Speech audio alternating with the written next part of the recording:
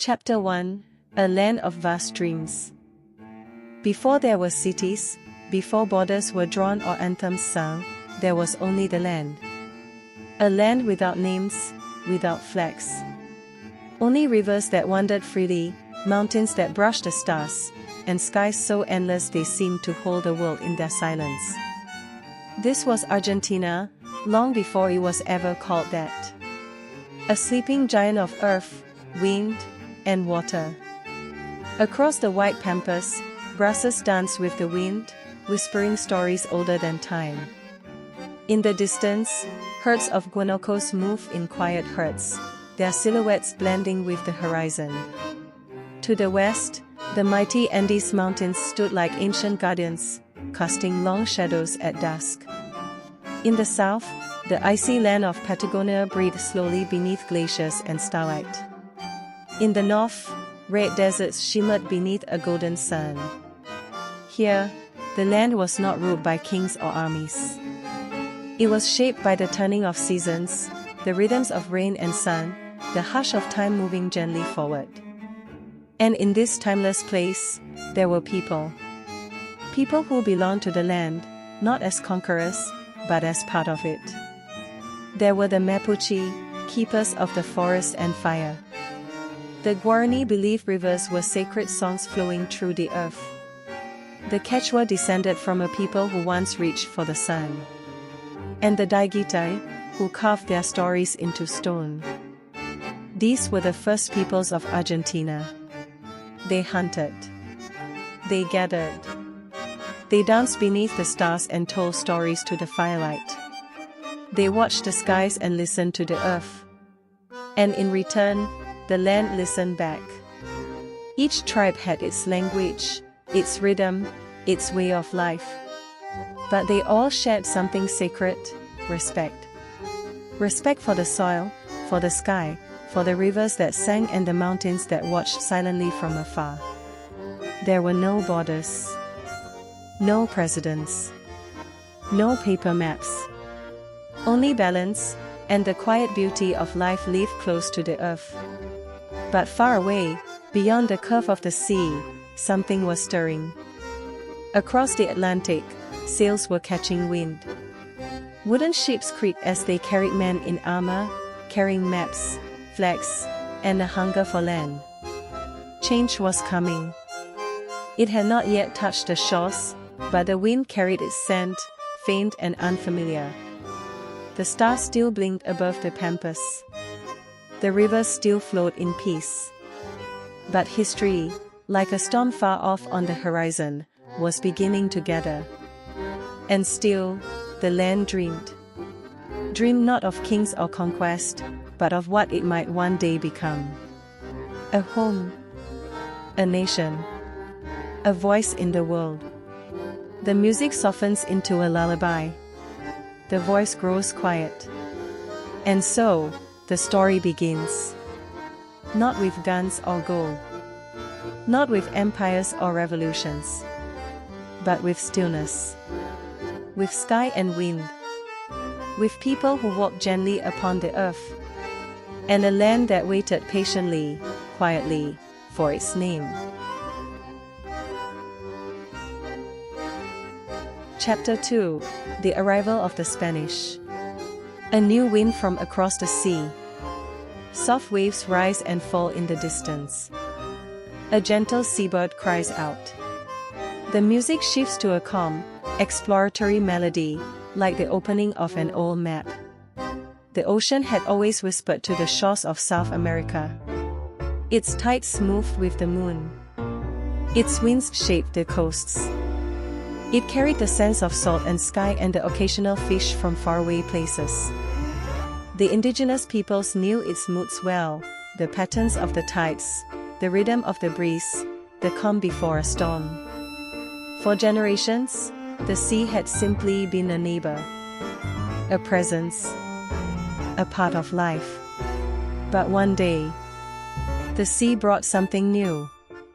From beyond the horizon, something strange appeared. Wooden ships, tall and creaking, with sails that strained against the wind. On their decks stood strangers, men with pale faces, heavy armor, and sharp eyes that scanned the coast like hunters searching for prey.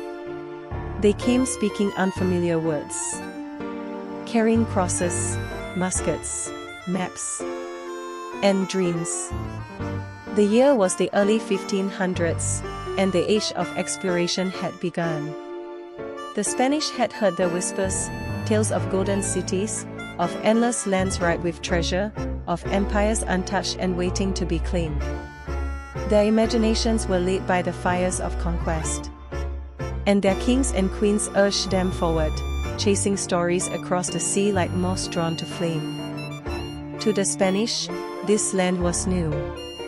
It was wild, untamed, unclaimed. But of course, it wasn't. It was ancient. It was full of life. It was home to people with deep roots, rich traditions, and sacred ties to every river, every tree, every stone. Still, the Spanish pressed forward. In 1516, a man named Juan Diaz de Solís arrived at the mouth of a broad, gleaming river, a place where land and water embrace in silence. He named it the Rio de la Plata, the River of Silver. But his journey would not end in triumph. Local tribes, seeing the strangers as threats, confronted them. And there, on the very shores he hoped to claim, Juan Diaz de Solís was killed.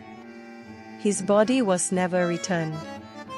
His expedition, broken, vanished into history's tide. Years passed, and the Spanish waited.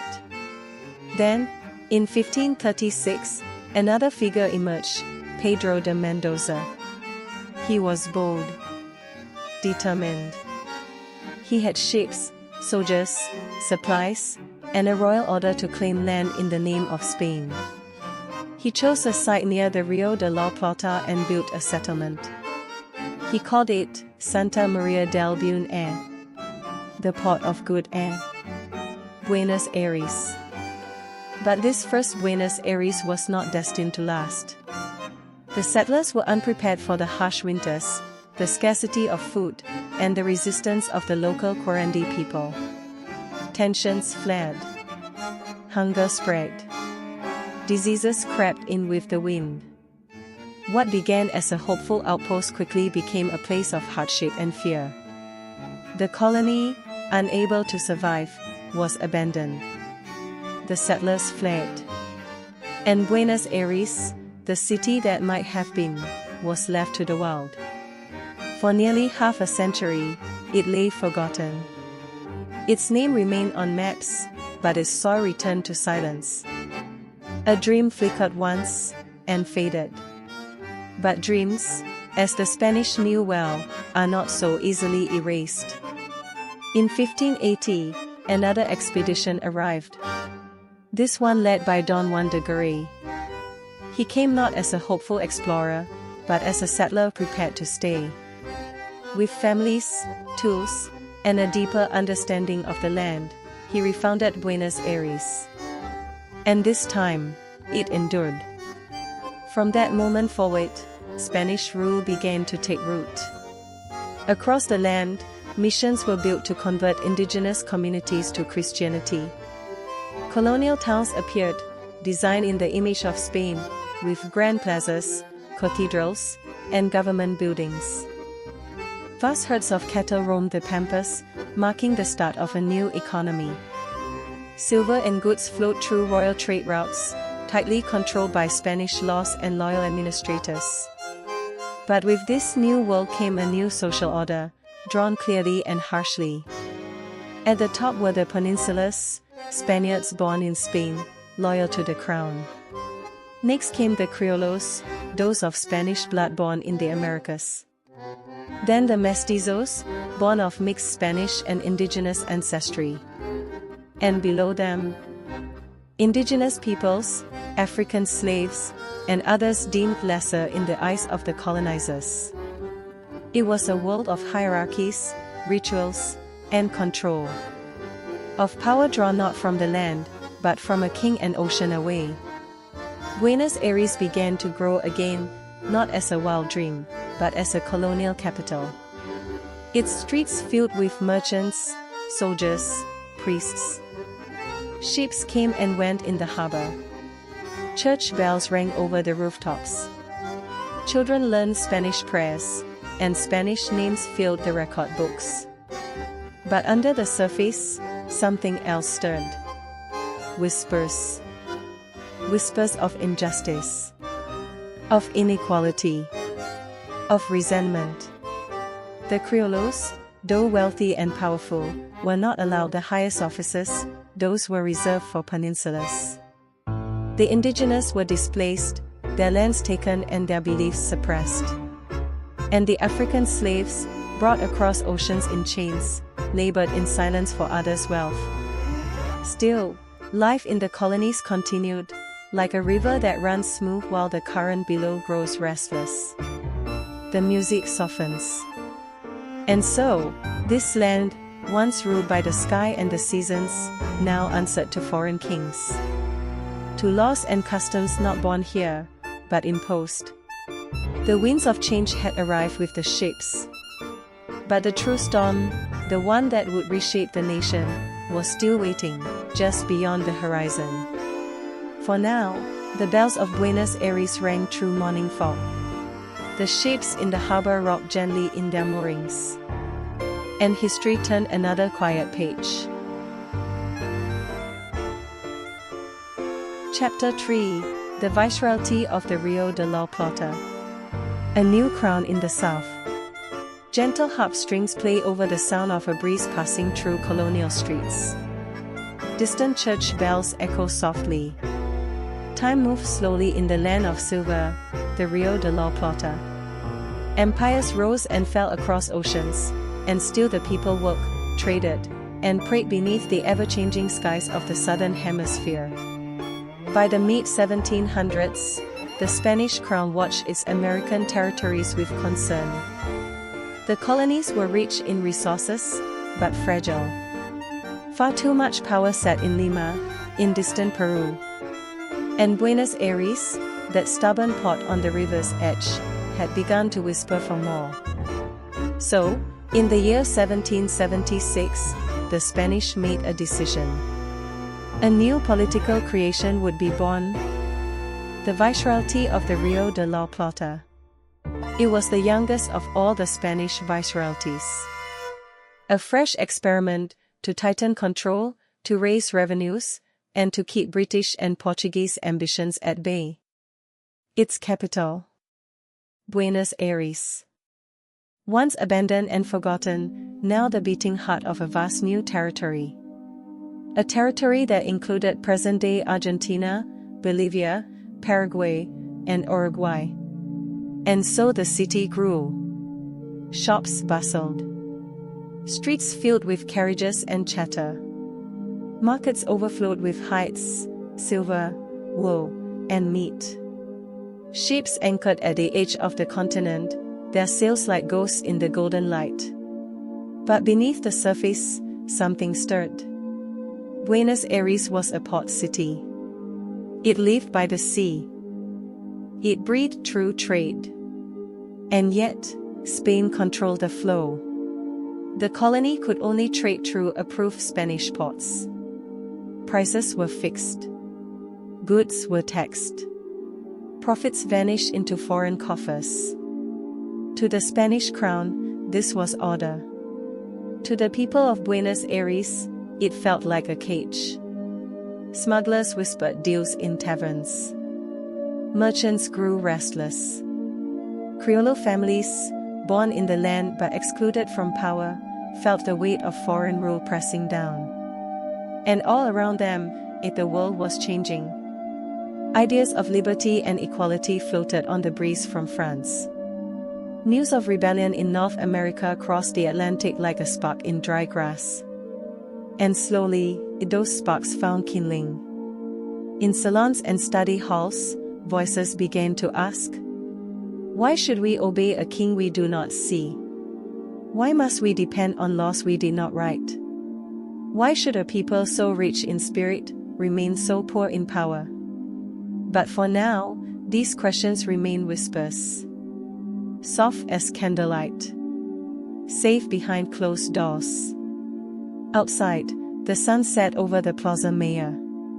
Church bells marked the hour, and the Viceroy's palace stood tall, draped in banners of gold and red. Yet even in its grandeur, the foundations were beginning to crack. The music slows. A soft flute plays as the voice fades gently. For the moment, the crown still ruled. But in the soul of Buenos Aires, a quiet rebellion had begun. Chapter 4: The People of the Pampas.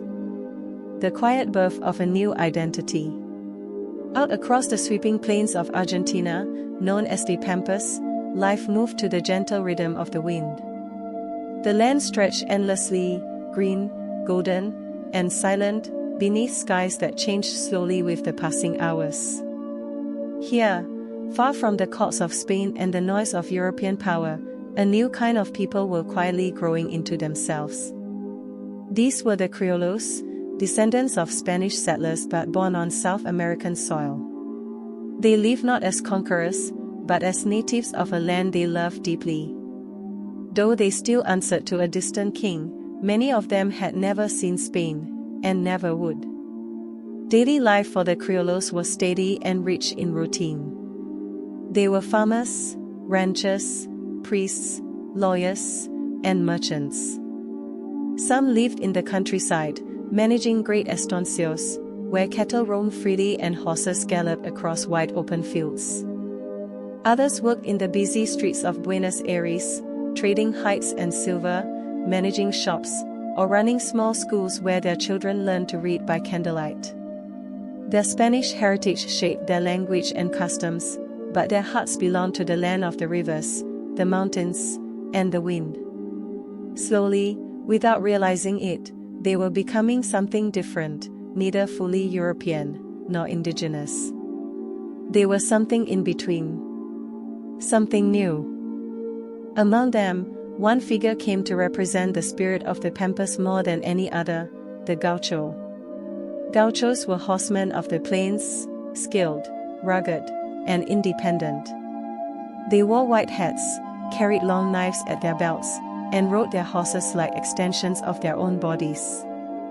By day, they wrangled cattle or traveled alone across the grasslands. By night, they gathered around fires, drinking meat and telling stories under the stars. Gauchos lived freely, often outside the rules of the cities and far from the reach of colonial law. Though many viewed them as wild and poor, others saw in them a symbol of Argentine pride, honest, fearless, and close to the land. Back in the cities, another change was quietly taking root. Merchants chafed under Spanish trade restrictions, which limited their ability to sell to foreign buyers. Wealthy Criollo families were taxed by colonial officials, yet denied real political power. And in quiet rooms filled with books and candlelight, thinkers, writers, lawyers, teachers, began to question the world around them. They read about the revolution in the United States and about liberty and equality in France. They talked of rights, of freedom from tyranny, and of a government by the people, for the people. It was not rebellion, not yet. But it was something close. A quiet shift in the heart. A sense that they were not simply colonists serving a crown, but people of a land that was becoming their own. The word Argentine was still rare, still undefined. Yet the feeling it described was already alive, growing quietly beneath the surface of everyday life. As the pampas stretched beneath the stars and the wind rustled softly through the tall grasses, a quiet transformation was underway. The people were changing. The land was whispering to them, and in its voice, they were beginning to hear their future. Chapter 5: Echoes of Revolution from Afar. Ideas that cross oceans. In the late 1700s, while the streets of Buenos Aires echoed with the sound of horse hooves and market chatter, something invisible was drifting across the Atlantic. It wasn't a ship or a storm, it was an idea. Or rather, many ideas. Quiet at first, like a breeze before a change in weather, they came wrapped in books and whispered in private. They came with travelers, letters, and smugglers. And they carried with them the fire of revolution. Far to the north, the American colonies had thrown off their British rulers. In 1776, they had declared that all men were created equal, that governments should serve the people, and that liberty was a right, not a gift. The news reached Buenos Aires slowly, but when it arrived, it stirred something deep inside. If people across the sea could stand up to an empire, perhaps others could too. Not long after, an even louder cry came from Europe. In France, the revolution had begun. By 1789, kings and queens were falling, and the streets of Paris rang with shouts of liberty, equality, and fraternity. The old world was cracking open. Monarchies trembled. The Enlightenment, once the realm of philosophers and scholars, had spilled into the hands of the people. It was a storm of ideas, and it couldn't be stopped. In Latin America, those ideas found fertile ground. Though Spain tried to silence them, the Enlightenment crept in through back doors and hidden libraries. Young Criollos, educated but denied real power, read Rousseau and Montesquieu by candlelight. They debated Locke and Voltaire in quiet corners. Across Buenos Aires, in salons tucked behind stone walls and in the backrooms of bookstores, the seeds of independence began to grow. These gatherings were often small and careful. A lawyer here, a merchant there. A schoolteacher. A priest. A soldier just back from Europe, with stories of change in his eyes. They asked questions not openly, but cautiously, like someone touching a flame. Shouldn't the people of a land choose how they are governed? What gave a distant king the right to rule over a people he had never met? Was obedience truly a virtue if it served injustice? The Spanish authorities, of course, kept watch. Books were banned. Papers were censored. But ideas have always found ways to travel. And in the quiet minds of many Argentines, a new thought had taken hold.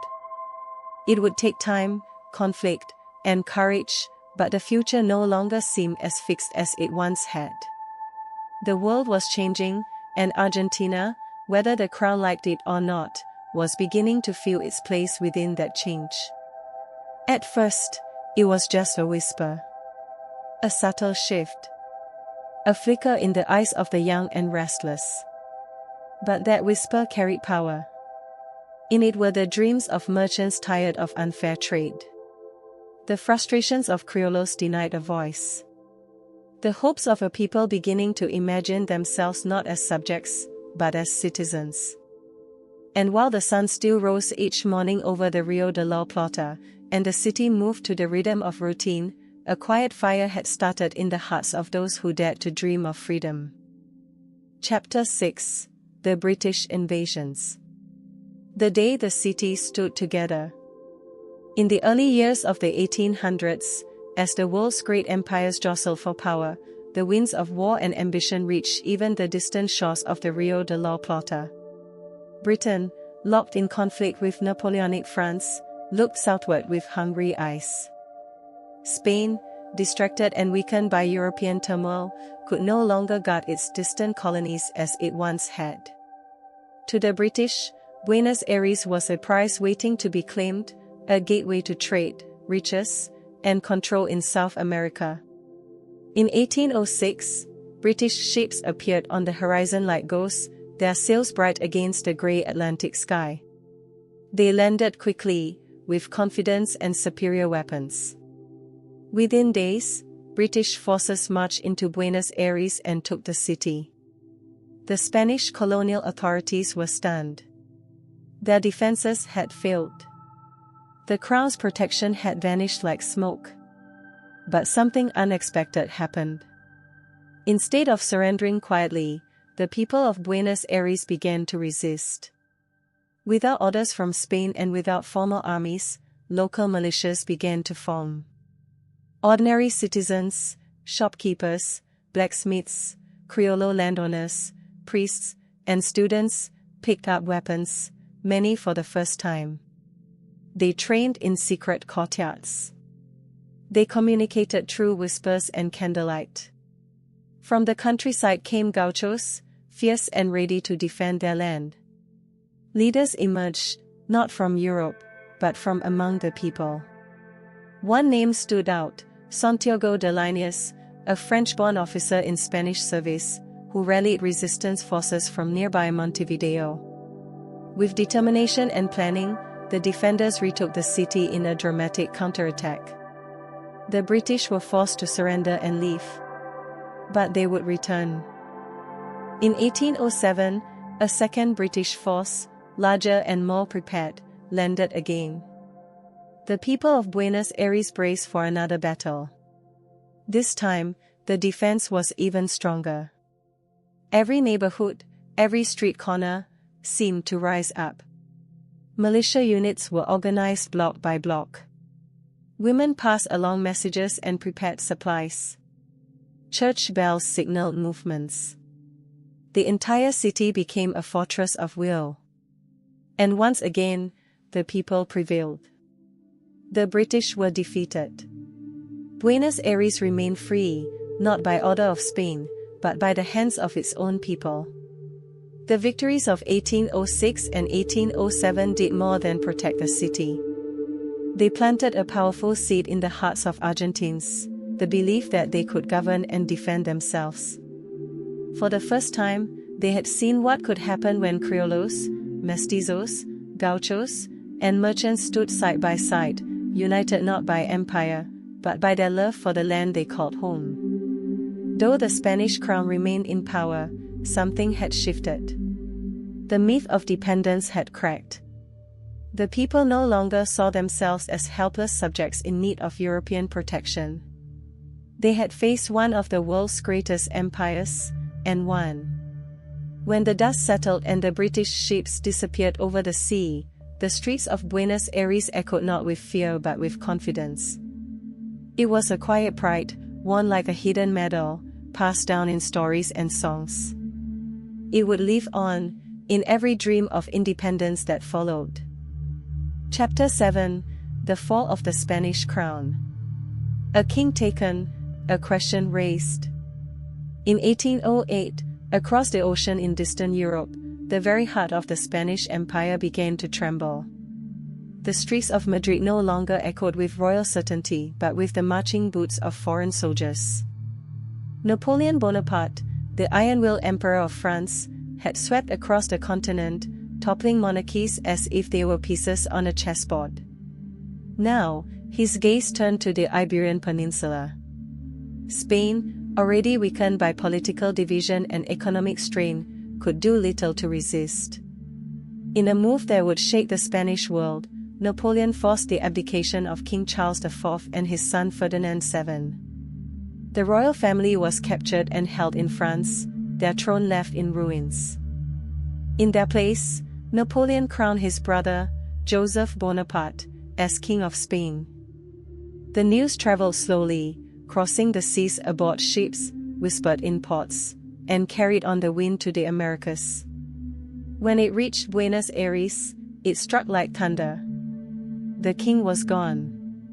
To the criollos and colonists of Spanish America, this was not just a distant piece of political gossip, it was a profound crisis. The very foundation of colonial rule rested on loyalty to the Spanish crown. But now, who held that crown?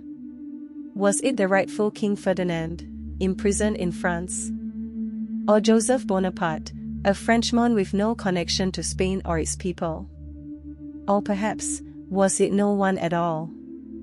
With the king removed, the entire justification for Spanish authority in the Americas began to collapse. Local leaders, priests, and lawyers began to debate. If there was no legitimate monarch, did that mean the colonies were free to govern themselves? Spain had claimed the right to rule by divine and royal authority, but what remained when both were missing? These were no longer whispers in quiet corners. They were urgent questions, spoken aloud in the salons of Buenos Aires, in council meetings, and in secret gatherings late at night.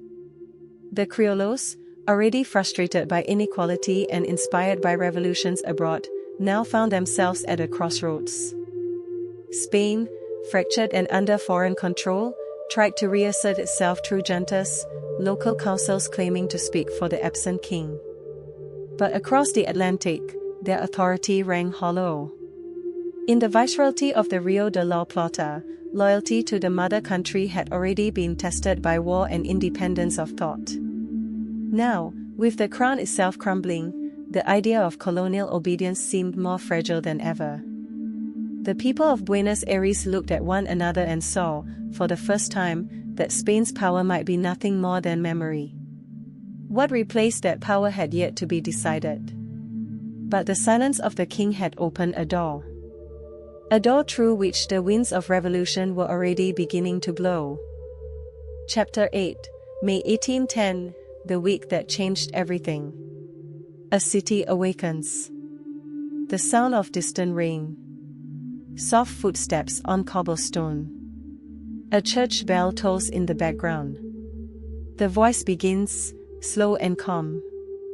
It began with clouds. Thick and grey, they hung low over Buenos Aires in the early days of May 1810, as if even the heavens were holding their breath. The city, nestled along the banks of the Rio de la Plata, moved with a kind of quiet unease. The normal rhythms of daily life, market traders calling out prices, horses clattering over stone streets, church bells ringing from steeples, seemed to shift. People moved a little quicker. Conversations turned serious. Heads leaned in close. I searched for signs in the sky, in the news, in each other. Something was happening. For weeks, months, even, the people of Buenos Aires had waited.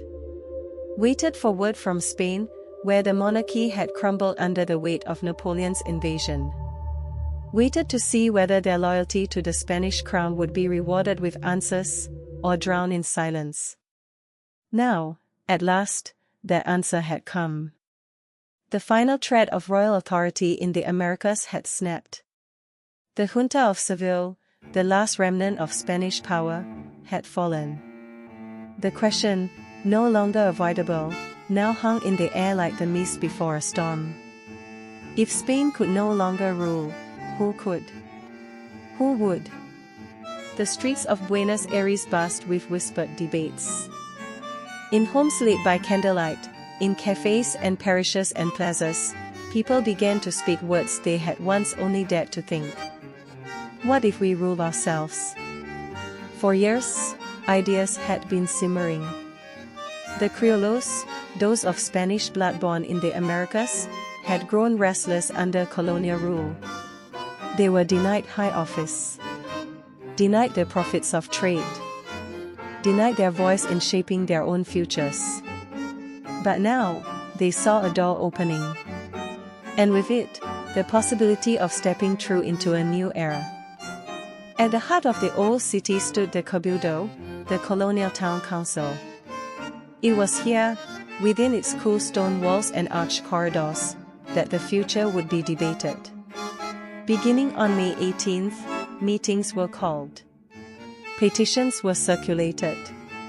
Lawyers, priests, soldiers, and merchants arrived, each with their own visions, their own fears, their own hopes. And outside, in the Plaza de la Victoria, the crowds grew. Among them were not just elites or officials, but ordinary people. Mothers with their children, workers, street vendors, students. They stood in the rain. They listened. They waited. They understood something momentous was unfolding, and they wanted to be part of it.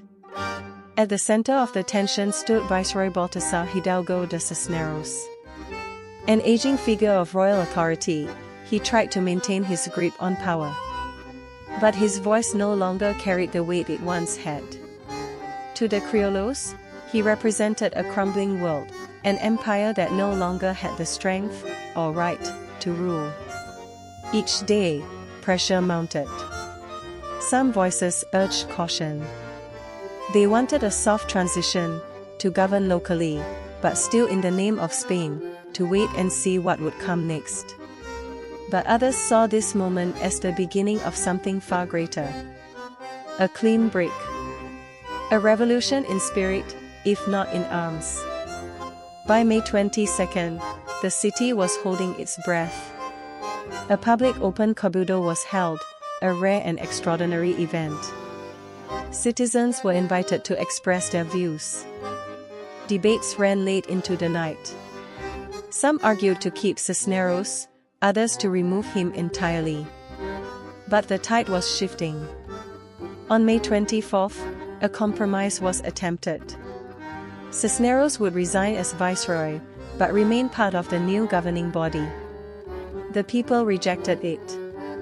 They wanted real change. Then came the morning of May 25, 1810. The plaza was filled with people, the largest crowd the city had ever seen. Rain drizzled from the sky, as if trying to wash the moment into memory. Some carried umbrellas. Others stood uncovered, determined not to miss what was coming. Inside the cabildo, under growing pressure, the Spanish authorities relented. Cisneros was gone. And in his place, a new government was formed, the Primera Junta. 9 men, all born in the Americas, all criollos, were selected to lead. Cornelio Saavedra, head of the militia. Manuel Belgrano, a lawyer with revolutionary ideals. Juan José Costelli, a fiery voice for independence. They were cautious, measured. But they were the first truly Argentine government, chosen not by royal decree, but by popular will. To some, the shift felt subtle. There were no armed rebellions in the streets. No royal palaces burned. No flags raised just yet. But symbolically, it was earth-shaking. For centuries, power in this land had arrived on ships from across the sea. Now, it had been reclaimed by the people who walked its soil, spoke its languages, and dreamed its future. That week, Law Simona de Mayo, or May Week, was not the end of colonial rule. It did not declare independence outright. The wars, the declarations, the formal break from Spain, those would come later. But it was, undeniably, the beginning. It was the moment Buenos Aires, this proud, growing city at the edge of empire, stood up and said, "We will decide." That simple act of resolve sent tremors across the continent. It inspired uprisings, debates, and revolts in provinces far beyond the city. It marked the first true spark of what would become Argentina. The voice softens. Rain fades into distant thunder. Gentle music swells beneath. And so, beneath gray skies and flickering candlelight, Argentina began to awaken. Not with violence. Not with thunder. But with voices. With hope. Chapter 9, A Fragile New Order. Dreams divided. Soft, slow music fades in, reflective and delicate. A quiet breeze blows over distant plains. The voice begins. After the rain and resolve of that momentous week in May 1810, Buenos Aires woke to something new, something utterly unfamiliar. For the first time in its history, the city was under self-rule. Gone was the Spanish viceroy. In his place stood the Primera Junta, a small group of patriots and criollo leaders who had taken it upon themselves to govern not just Buenos Aires, but the vast lands of the former viceroyalty of the Rio de la Plata. The revolution had begun, not with blood, but with signatures and speeches, with peaceful defiance and determined voices. But now came the hard part. The revolution had lit the spark, but building a nation was something else entirely. At first, there was quiet pride in the capital. People walked the same streets but held their heads a little higher. The flag hadn't changed, and neither had many of the buildings or laws, but the feeling had changed. A door had opened. And on the other side of that door was something new, possibility. Yet, beyond Buenos Aires, the mood was not so certain. In the distant provinces, not everyone saw the events of May as something to celebrate. To many, it was not a noble revolution, it was a rebellion.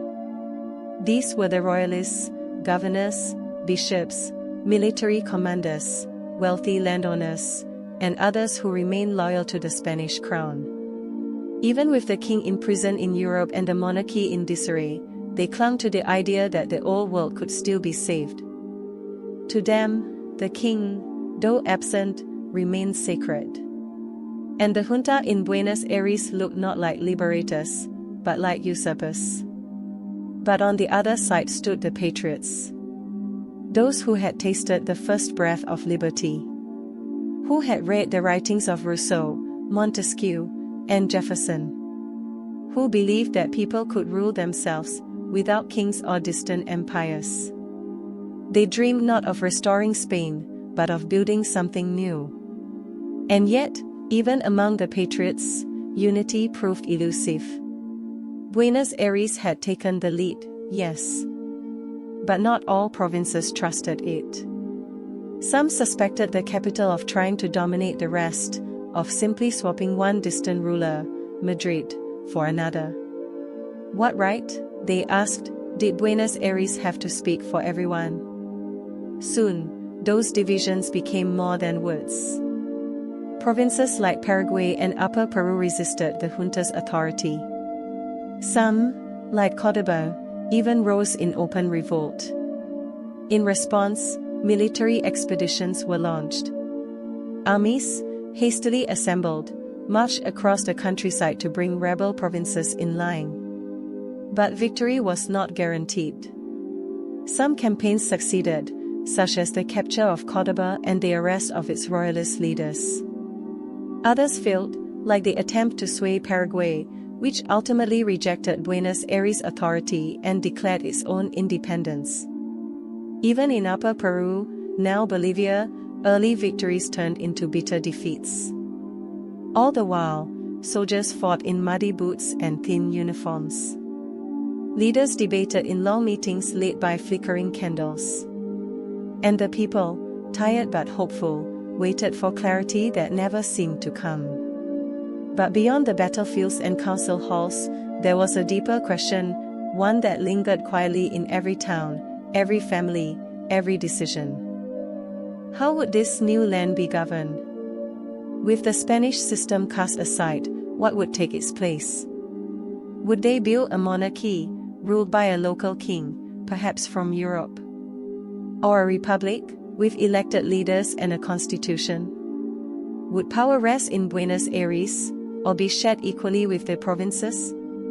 Should the new government be centralized, or federal, with autonomy for each region? The questions piled up. And for every idea, there was an opposing voice. Idealism clashed with practicality. Unity fought against ambition. The Primera Junta, under growing pressure, expanded into the Junta Grande to include representatives from other provinces. But consensus proved difficult. Eventually, the junta dissolved, replaced by a triumvirate, a three-man executive that rotated power. This too was short-lived. Each new body of government was a reflection of internal disagreement, not lasting agreement. Each leader brought a different vision for Argentina's future. And no one, not the generals, nor the lawyers, nor the priests, seemed able to keep the dream on a single path. But the dream did not die. Despite failure and infighting, the revolution lived on. The idea of Argentina, a nation ruled by its own people, had taken root. And once planted, it could not be forgotten. Even as Spain tried to restore its rule, even as some criollos wavered, even as the provinces disagreed, there was no turning back. The people had crossed a threshold. Yes, the road ahead would be winding. There would be civil wars, power struggles, betrayals, and compromises. But something had changed. For the first time, power came from within, not from across the ocean. The voice of the people, uncertain and divided, still echoed with hope. The throne in Madrid may have been restored, but in the hearts of many, its authority had vanished. In its place was something fragile, something new. The dream of a nation. A nation not yet named. Not yet drawn on any official map. But alive, in the minds of patriots, in the prayers of the people, in the quiet determination of those who believe in something better. The music softens. A breeze moves over a field of tall grass. The voice slows. And so, in the aftermath of revolution, Argentina was not yet born, but it was awake. Walking on uncertain lakes. Balancing dreams against reality. Divided, yes, but determined. A fragile new order had formed. Not perfect.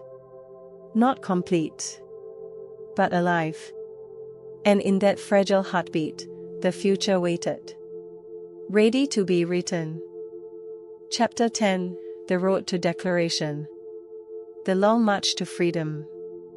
After the first cries of revolution in 1810, Argentina's path to true independence was anything but smooth. The people had removed the viceroy, and the Primera Junta had promised a future of self-rule, but what followed was not peace, it was a prolonged struggle, filled with uncertainty, bloodshed, and fragile hope. Across the former viceroyalty of the Rio de la Plata, civil war simmered. Royalist forces, loyal to Spain and determined to restore imperial control, rose in the north and west. In Upper Peru, today's Bolivia, brutal campaigns unfolded. Meanwhile, Spain, despite its own chaos, never fully let go. It sent troops and governors. It clung to the belief that its colonies would return. But Argentina, even in its infancy, would not back down. From this long and bitter conflict, heroes emerged, not just with swords, but with vision and courage. Manuel Belgrano, a lawyer turned general, stepped onto the battlefield not for conquest, but for conviction. Though inexperienced as a soldier, he led armies into the harsh terrain of the north. In the face of defeat and disarray, he raised a new banner, sky blue and white, a flag that would one day define a nation. Then there was Martín Miguel de Güemes, the leader of the rugged gauchos in the northwestern province of Salta. He was not polished or political. He was of the land, like the people he led. With guerrilla tactics and unbreakable spirit, he and his men, many of them farmers, ranchers, and teenagers, defended the borders from constant royalist invasions. They fought in silence, in dust and shadow, often overlooked, but never defeated. And in the West, a figure of immense determination was preparing for something larger, General José de San Martín. A veteran of European wars, San Martín returned to South America with a vision not just for Argentine freedom, but for the liberation of an entire continent. He knew that Spain's greed would not be broken in pieces. It had to be shattered across nations. But before grand campaigns could be launched, Argentina needed something it did not yet have, a declaration. Even as wars raged, the people, tired, yet steadfast, began to understand that symbolic and political clarity were as important as military victories. For too long, the revolution had existed in an uncertain space, not quite Spanish, not quite independent. Diplomacy was difficult, unity was fragile, and enemies used the lack of formal independence as justification to attack. And so, a quiet momentum built. Provinces met. Leaders argued and negotiated. Messengers traveled from distant regions, carrying the weight of their people's hopes. The question was no longer whether they would be free, but when and how they would finally declare it. That road, paved with loss and courage, would soon lead them to a small house in a small city. A house where, surrounded by tension and dreams, they would speak the words they had waited years to say, "We are free." Chapter 11, July 9, 1816, the Day of Independence. A quiet room, a loud declaration. It was winter in San Miguel de Tucumán, cold, quiet, and still. The cobbled streets lay beneath a soft mist. Horses snorted in their stalls. Church bells rang gently in the distance, muffled by thick air and thick coats. And yet, behind one simple colonial doorway, the pulse of a nation was quickening. The house was modest, made of adobe, its courtyard shaded by orange trees. No palace, no monument, just a quiet place far from Buenos Aires, chosen for its safety and distance from the unrest that still gripped parts of the young nation. But inside, something monumental was about to unfold. Within these humble walls, delegates from across the provinces had gathered to face a single, sacred question: would they finally declare independence? These men had traveled for weeks, even months, over mountains and plains. Some came on horseback, others by carriage, through mud and frost and war-torn countryside. They brought with them more than cloaks and papers, they carried the dreams and burdens of the people they represented. Inside, the Congress of Tucumán had been meeting for days. The room was long and narrow, lit by candles that flickered with each whispered debate. The air was thick with the scent of damp wool, old parchment, and burning wax. Emotions ran high. Some feared that declaring independence would provoke an even more brutal response from Spain. Others argued that not declaring would keep the nation forever trapped in uncertainty. Some worried about the future, about leadership, about allies, about war. But through the disagreements, one truth stood taller than the rest: the people were no longer Spanish, and had not been for years. Then came the 9th of July, 1816. The delegates assembled early, their breath visible in the cold morning air. Some stood nervously.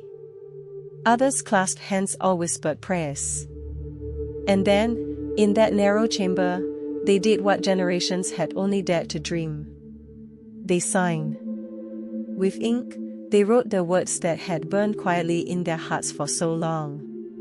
Nos declaramos libres y independientes del Rey Fernando VII, sus sos y metrópoli. We declare ourselves free and independent from King Ferdinand VII, his successors, and the Spanish crown. Simple words.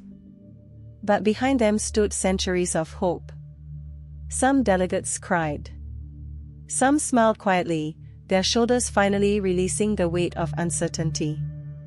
A few feared what would come next, but none regretted what had just occurred. Outside, the wind carried the news slowly. There were no fireworks, no roaring crowds. Only the soft steps of messengers, the solemn nods of elders, the flicker of candles burning late into the night. Argentina was born, not with fanfare, but with resolve. Not in a battlefield, but in a quiet room filled with thoughtful, trembling voices. And as the sun set on that sacred day, a flag of sky blue and white hung softly in the winter light. The nation was not yet at peace. But it was free.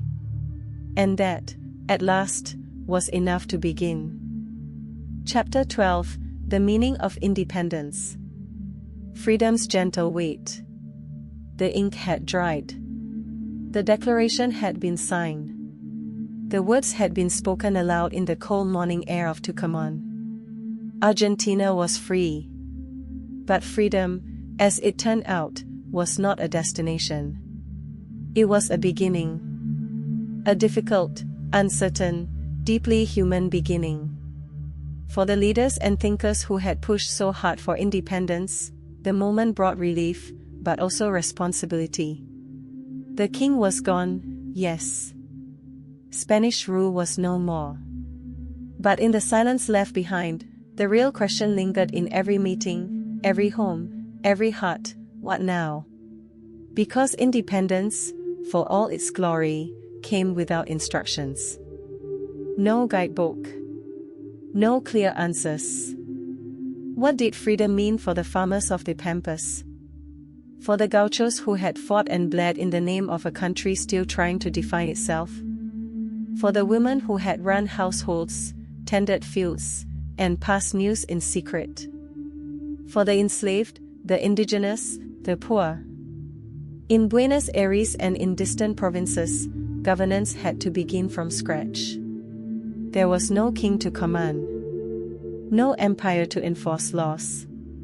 The people would have to rule themselves, and that idea, while noble, proved far more complicated in practice.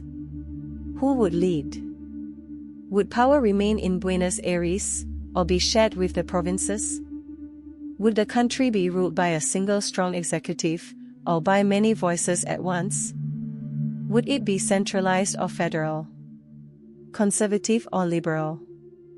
A republic or a monarchy? Arguments flared.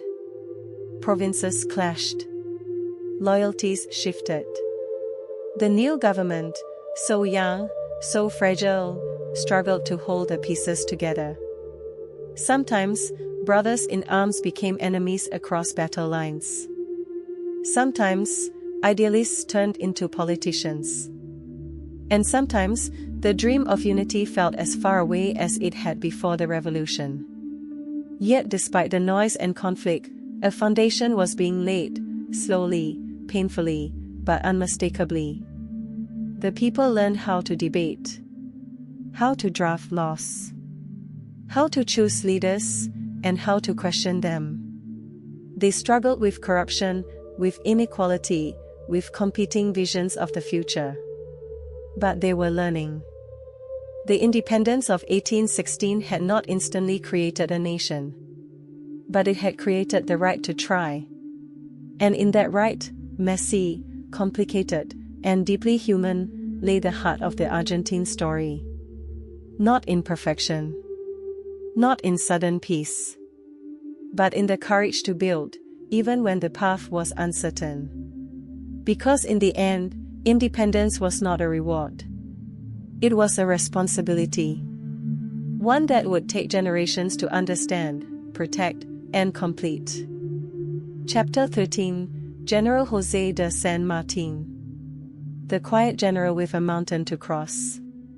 While others debated laws and drafted constitutions, one man prepared in silence. He did not seek applause. He did not speak loudly. But in his eyes burned a fire not just for Argentina, but for all of South America. His name was José de San Martín, and his journey would reshape the continent. San Martín was no ordinary revolutionary. Born in 1778 in Yapio, in the distant northeast of what would one day be Argentina, he left the land of his birth at the age of 6. His family moved to Spain, where he was educated, trained, and forged in the fires of war. He fought bravely in the Spanish army, facing off against both Moors and Napoleon's forces. He was a soldier of Europe. A master of discipline, strategy, and patience. And yet, when he heard of the uprisings in South America, the whisper of freedom drifting across the Atlantic, something called him home. He returned not as a foreigner, but as a son. A patriot. A liberator. In Buenos Aires, San Martín quickly rose through the ranks. His reputation for wisdom, calm, and quiet authority made him a natural leader. But unlike others, he saw a wider battlefield. He understood that Argentina's independence could never be truly secure while Spanish forces still ruled in Peru, the heart of colonial power in South America. And so, he conceived a plan so bold it seemed almost impossible. He would cross the Andes. Not around them. Not past them. But over them. This was no small feat. The Andes Mountains are tall, treacherous, and freezing. Their peaks stretch into the clouds. Their paths are narrow and cruel. And yet, in 1817, with a ragtag army of gauchos, freed slaves, European veterans, and local recruits, San Martín did exactly that. They marched with discipline. They suffered from cold, hunger, and exhaustion. Many doubted. Some turned back. But San Martín pushed forward. When they emerged from the other side, Chile, caught by surprise, was liberated. The royalist forces, stunned by the daring maneuver, fell back in defeat. San Martín had done the unthinkable. But he wasn't finished. He then set his sights on Peru, the last stronghold of Spanish authority in South America. With Chile as a base and support from the Navy, he launched a campaign to liberate Lima. In 1821, San Martín entered the city. He was offered titles. He was called Protector of Peru. But power never tempted him. He had come not to rule, but to free. His true dream was larger still, a united South America, where the former colonies could live not as broken pieces, but as one great republic. He spoke of unity, of harmony among nations and peoples. But not all shared his vision. Conflicts with other leaders, particularly Simón Bolívar in the north, eventually led San Martín to step aside. He withdrew quietly, as he had always lived. He returned to Europe, never to hold office again. And yet, his shadow would stretch across the land for centuries. San Martín asked for no riches, no monuments, no crown. All he wanted was freedom, not for himself, but for millions. And so, the people remember him not just as a general, but as a father of the nation. A man who crossed mountains for liberty, and disappeared before applause could catch up. Chapter 14. The struggle continues. Freedom won, peace delayed. Independence had been declared. The royal banners had fallen. San Martín had crossed mountains, and Bolívar had marched through jungles. Across the continent, the old empire had cracked and crumbled. The chains of colonial rule had been broken, but the dream of unity and peace would have to wait. In the years that followed the Declaration of Independence, Argentina was free, but far from settled. The people no longer answered to a king, but they did not yet agree on what kind of country they were building. Freedom had been the first battle. Now came the battle over identity. One question loomed larger than all the rest. Who should govern, and from where? On one side stood the centralists, many of them in Buenos Aires. They believed the country should be governed from a strong central capital, with laws, taxes, and armies controlled from the port city that had once defied the Spanish crown. To them, Buenos Aires had led the revolution. It had the wealth, the institutions, Tanhi vision to lead. On the other side stood the Federalists, from provinces far and wide, Córdoba, Salta, Tucumán, Mendoza, and beyond. These were the voices of the interior, of the landlocked towns and rural plains. They did not want to be ruled by distant officials in the capital. They wanted autonomy, the freedom to manage their own affairs, to protect their own customs and rhythms of life. This divide was not just political. It was emotional. It was about trust, about history, about power. And it led to years of internal conflict. Caudillos, strongmen, warlords, local leaders, began to rise in every province. Some were noble.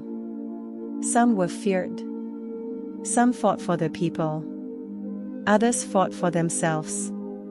But all of them filled the void left by a national government too fragile to hold the country together. In the north, in the west, in the far corners of the pampas, caudillos ruled with charisma and with force. Flags changed. Alliances shifted. Treaties were made and broken.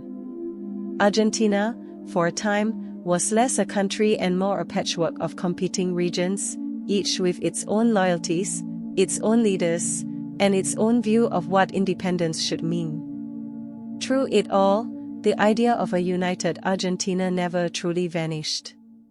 It flickered in speeches, in songs, in quiet hopes. But it would take decades, and many more chapters of struggle and sacrifice, before the pieces could be stitched together into one nation. In the dim candlelight of those uncertain years, people remembered the day the declaration was signed. They remembered the dream of freedom, even as they argued about what to do with it. And slowly, like a fire kept alive in the wind, the dream endured. Chapter 15: A Nation in Search of Identity. Threads of blue and white. The wars had quieted. The royalists had vanished. And slowly, over the course of years, the dust began to settle on the battlefield of ideas. Argentina had won its independence, but now, it faced a question just as difficult as revolution itself. Who are we? In the silence that followed the struggle for freedom, a deeper journey began, not of armies or laws, but of heart and soul. The country had borders now. It had cities and provinces. But it needed something more, an identity, something to hold its people together when speeches ended and flags were folded. The people of Argentina were many and varied. There were criollos, born of Spanish blood but shaped by the land.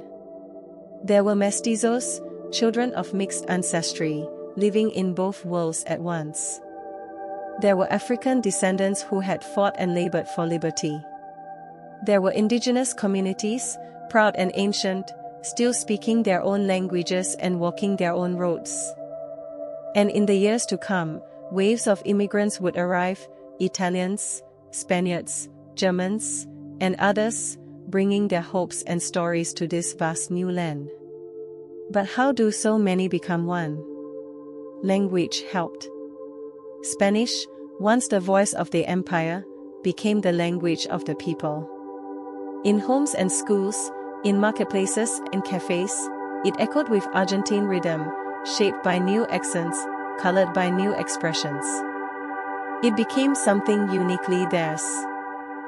Culture also began to take root, in music, in dance, in the simple sharing of meat from hand to hand. On the pampas, the figure of the gaucho, once seen as unruly, became a national symbol.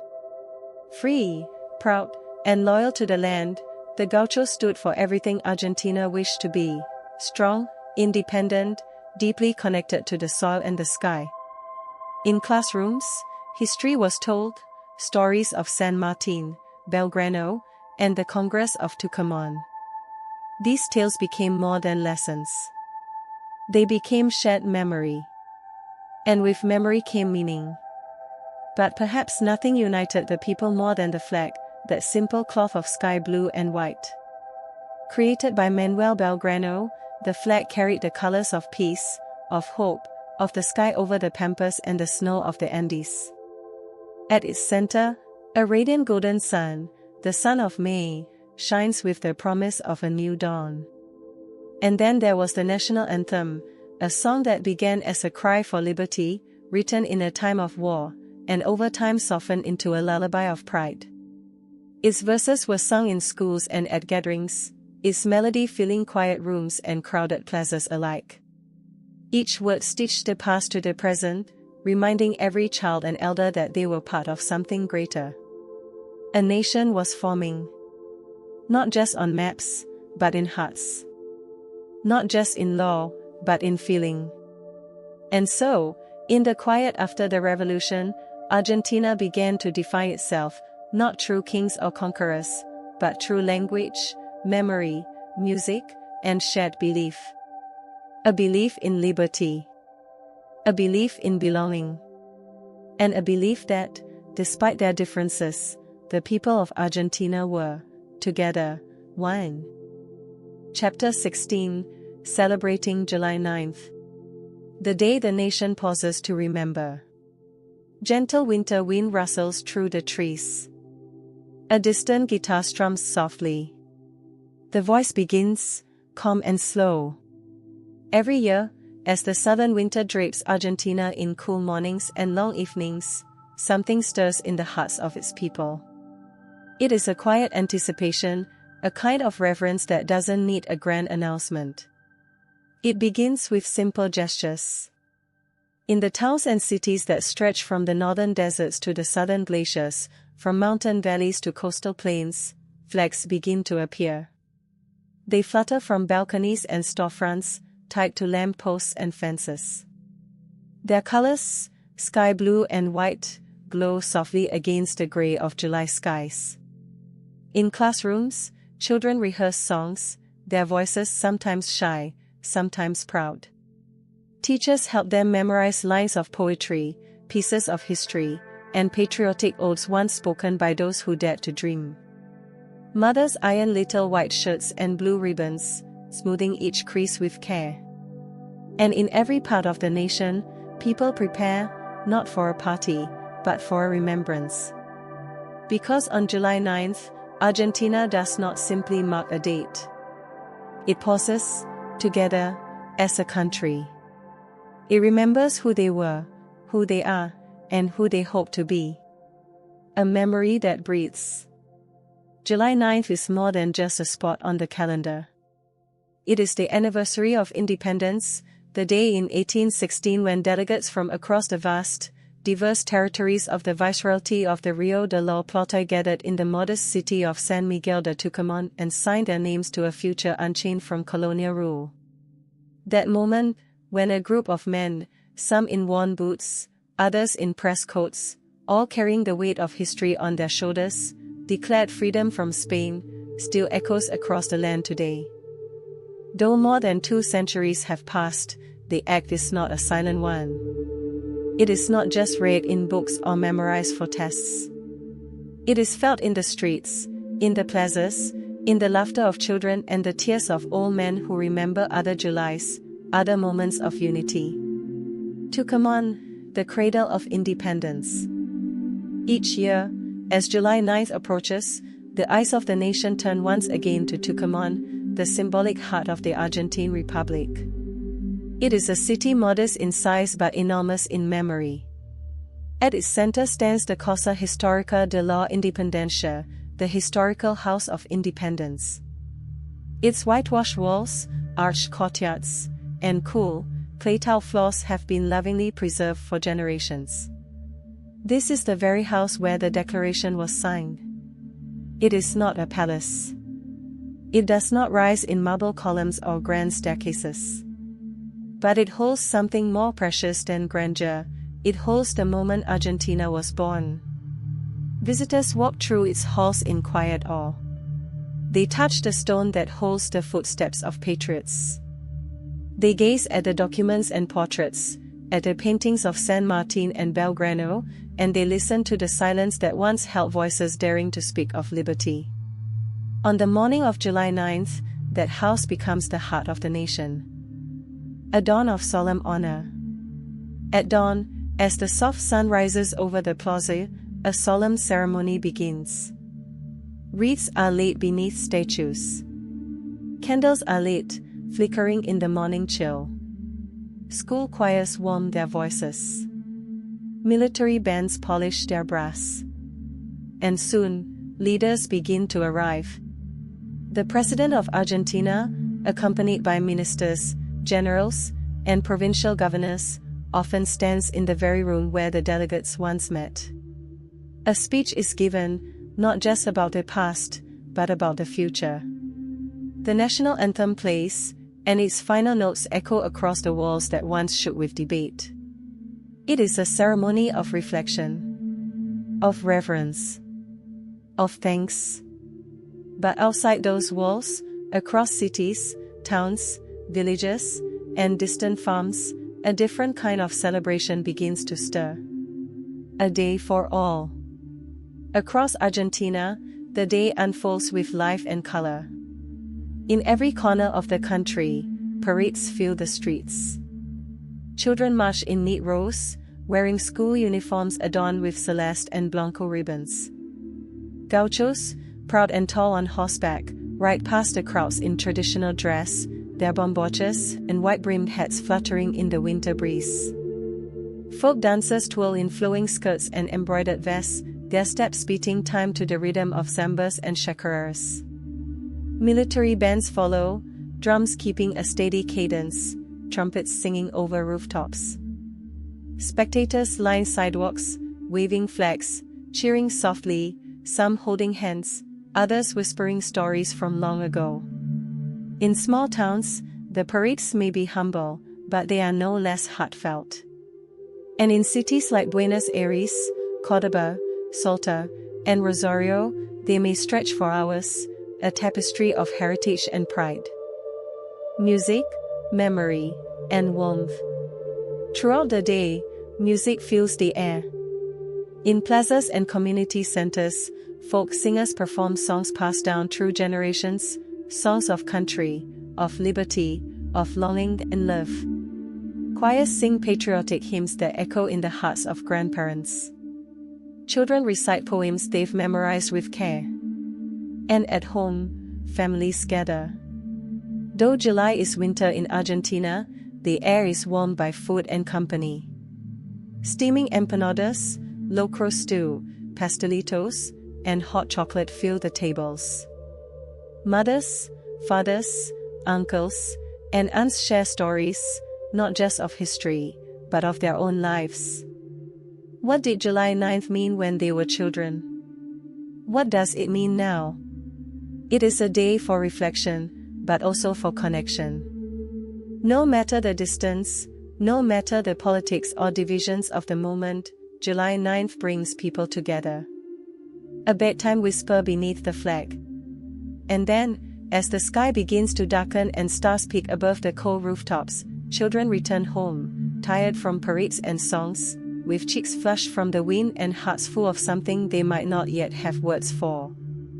Perhaps, in a small room, a flag hangs gently on the wall, pinned just above the bed. And as a child lies beneath it, eyes half closed, a parent might sit beside them. They might tell the story of that day in 1816, in a house of stone and adobe, when men from across the land dared to declare something the world was not yet ready to hear.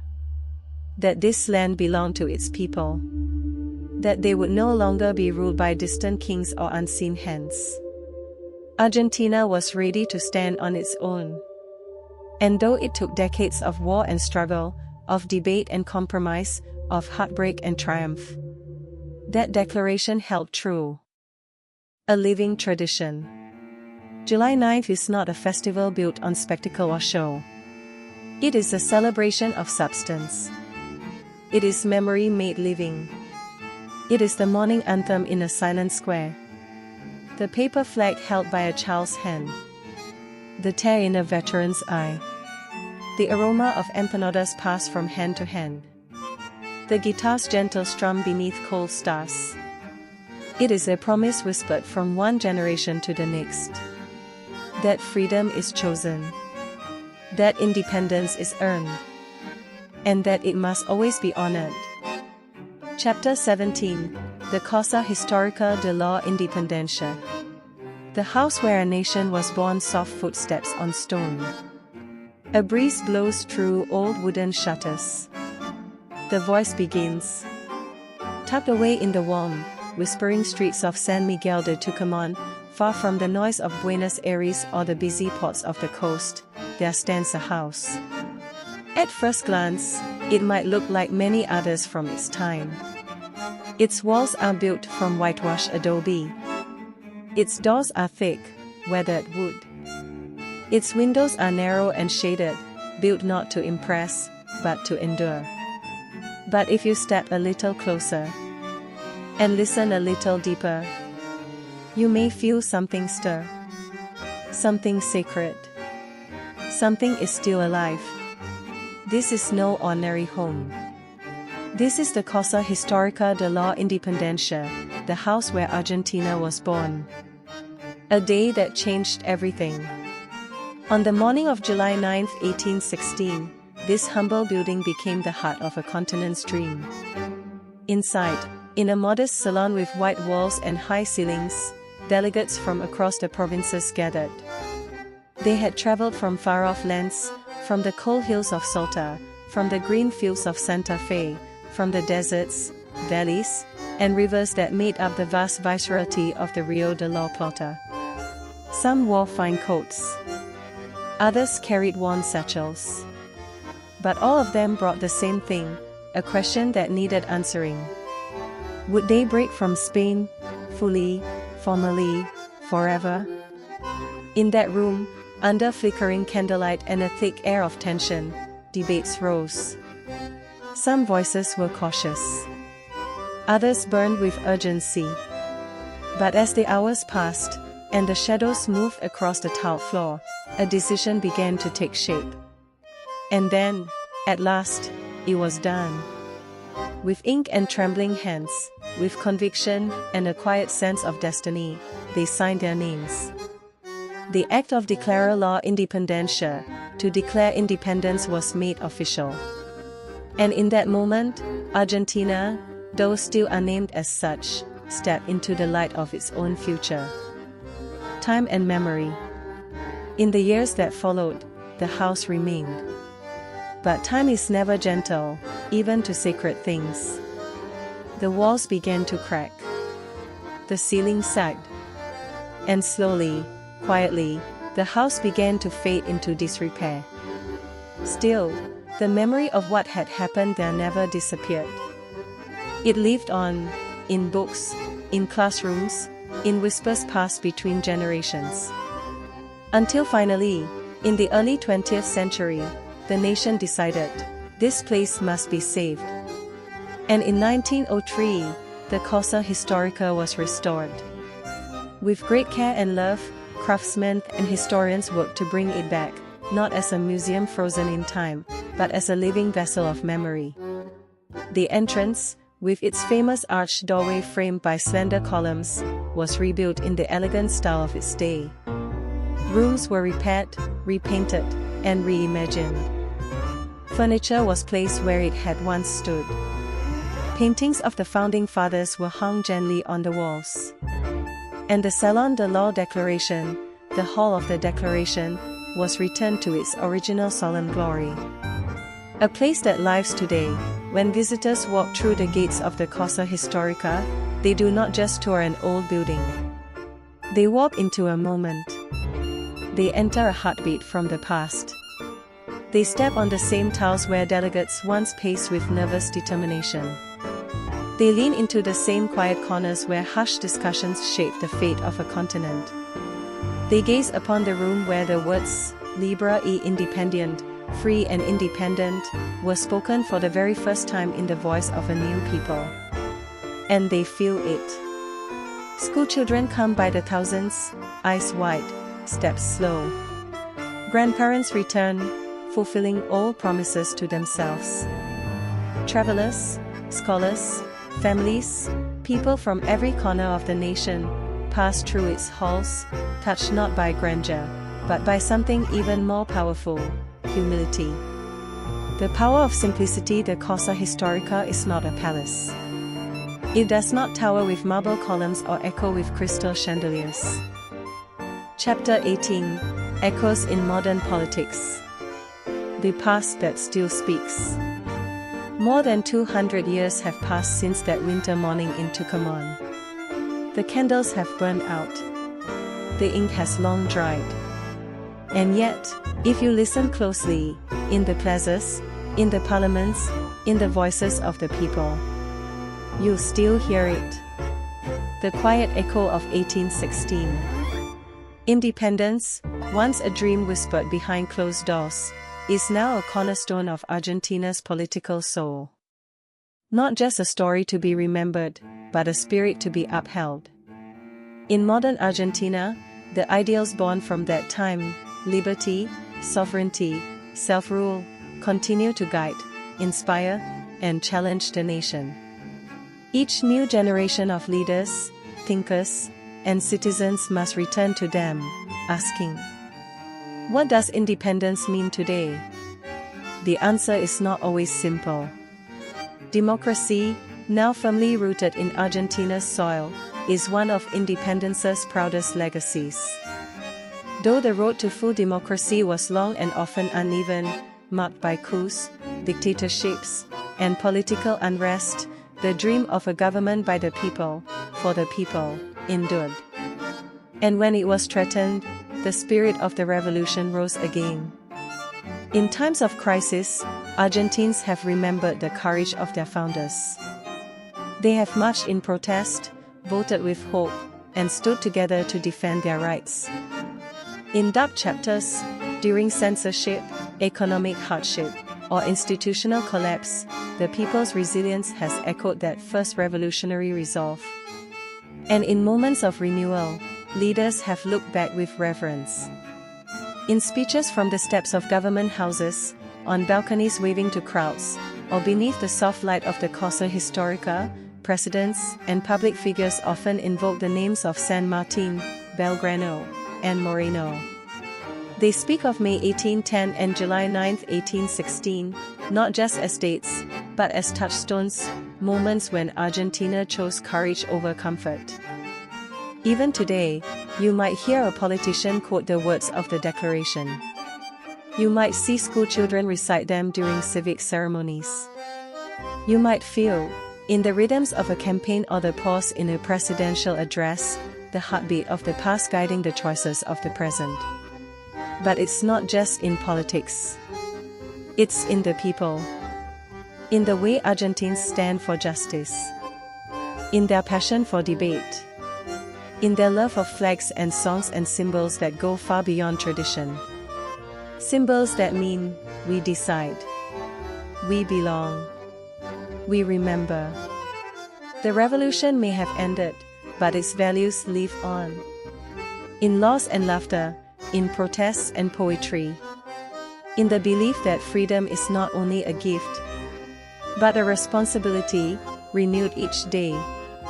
And so, the past continues to speak. Not as a ghost, but as a guide. A soft, steady voice reminding all Argentines. You are the heirs of a great promise. Keep it. Shape it. And never forget where it began. Chapter 19, Voices from the Past. The Revolution in Ink and Silence. History often speaks with loud names, generals, battles, declarations carved in marble. But beneath those great moments, there were whispers.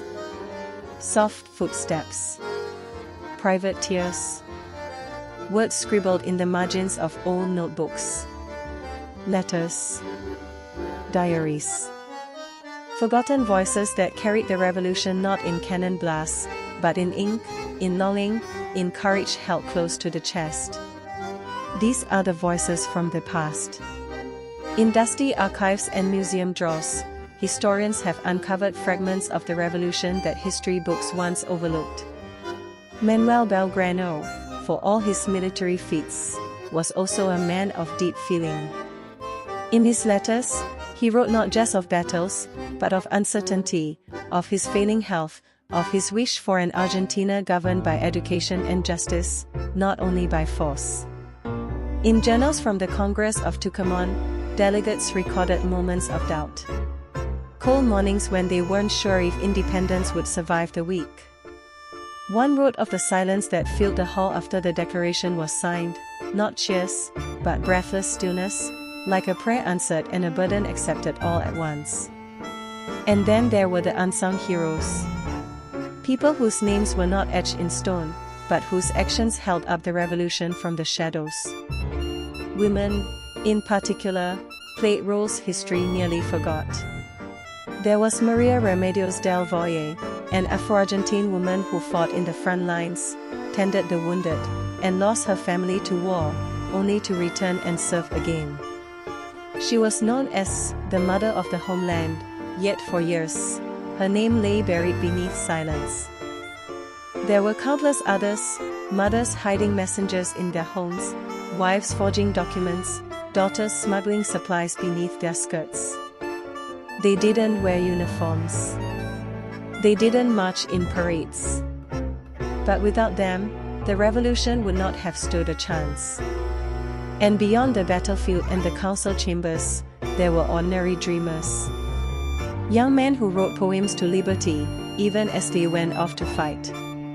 Teachers who told their students of a free land, even before it existed. Children who remembered the faces of soldiers riding past their windows and whispered, "One day, that will be me."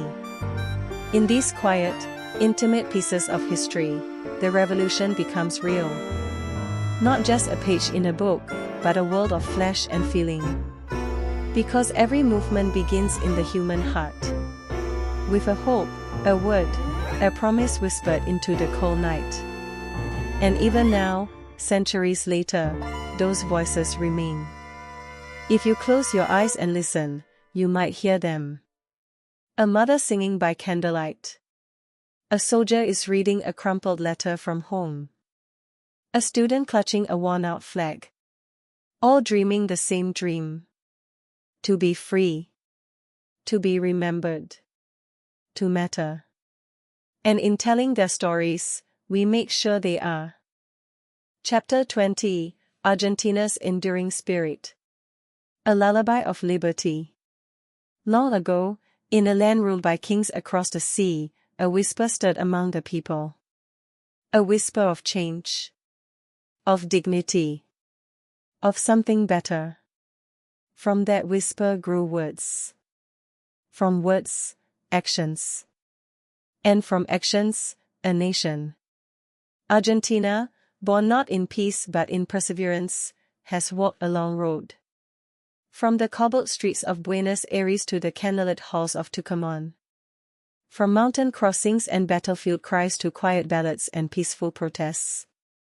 It has stumbled, risen, and carried on. Once a colony, it became a cause. Then a republic. Then a home, not only for those who fought for it, but for millions more who would come seeking freedom, safety, and dreams of their own. That journey was never simple. There were wars and wounds, division and reconciliation. There were years when hope dimmed, and years when it blazed like a torch held high above the plains. But through it all, the people of Argentina never let go of the one thing that began it all. The dream of a better future. That dream is still alive. You can see it in the classrooms where children stand straight and sing the anthem. In the crowded cafes where voices rise in passionate debate. In the faces of farmers, artists, teachers, soldiers, and students. In the flags hung from balconies every July, waving like blue and white lullabies in the winter wind. And late at night, when the streets grow still and the skies stretch wide. You might feel it. A sense that this country, shaped by memory and carried by hope, still believes in itself. It is the same spirit that stirred Belgrano to raise a flag. That carried San Martín across the Andes. That guided women through candlelit kitchens and soldiers across stormy fields. That filled the quiet air of a modest house in Tucumán with words that changed everything. A lullaby of liberty passed from generation to generation. Not loud. Not perfect. But enduring. So tonight, as Argentina sleeps beneath its southern stars, that lullaby plays on. In every town and every heart. Reminding the people of all they've been. And all they still might become. Because liberty, once dreamed, never dies. It simply waits for the next voice to carry it forward.